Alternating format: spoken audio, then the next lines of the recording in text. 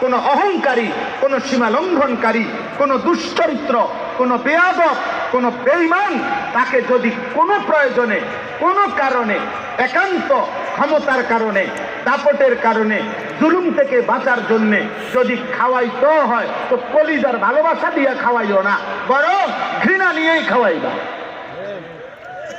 ঘৃণা। এই জন্য অনেক সময় অনেক সাধারণ মানুষ আছে না, হিংসুক, তারা বলে হুজুর আমনের গো গীতা যেটা দাওয়াত খাওন, তা আমনে বইয়ে বইয়ে দাওয়াত খান না।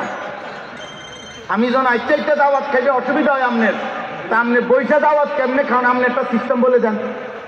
সব মানুষের বলে যান যে হুজুরের বাইক থাকবো, সারা বাংলাদেশের দাওয়াত সব হুজুরের বাইক দিয়ে আইবেন, আমনে সিস্টেম করে দিলে আমার অসুবিধা কি?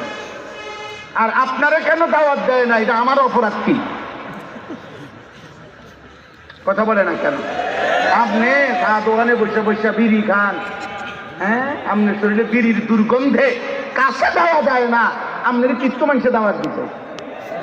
হ্যাঁ, আপনার কাছ থেকে আখেরাত তো মিলবে না, আপনার কাছ থেকে তো বিড়ির দুর্গন্ধ মিলবে। আপনি গপ মারেন বইয়ে বইয়া, ফতুয়া দেয়, চা দোকানে বসে, আরে হুজুরের মধ্যে তো 13 ফ্যাঁস, হেবড়া কয় হুজুরাই তো দেশের মধ্যে ফ্যাঁস লাগাইয়া রাখছে। এক এক হুজুর এক এক কথা কয়, আমরা কোন দিকে যাবো?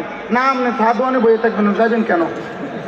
আপনার একটু পরে বন দিব, চা দিব, বিড়ি দিব, টেলিভিশন চলতে আছে, নর্তকী না আছে, আপনি অন্যদিকে যাইয়া কিনবেন। আপনি এনে বসার থাকেন, লড়েন না, আপনি জাগাতে লড়েন না, আপনি বিড়িয়ে খান বসে, ফালতু কথা করবেন না। এবারে এনে বইয়ে বইয়ে বুঝি, হ্যাঁ, আপনি কাকে মুক্তি দেন মিয়া? ফাইজলামি করে কাকে মুক্তি দেন? কোন হুজুরে কি ফেস লাগাইছে? হুজুরদের ফেসে বইটা বিড়ি খায়, যে হুজুর একটা ফেস লাগাই রাখছে, আমার 2 জন হুজুর আইয়া কইলো খাইতাম, আর 2 জন আইয়া মানা করলো। আমগো পেঁচে নিয়ে আপনি সুদ খান, আপনি যাই যে 30 বছর কিস্তি নিলেন, সুদ খান, আমরা হুজুরকে ফেসে পইরা। হ্যাঁ, কথা বলেন না কেন?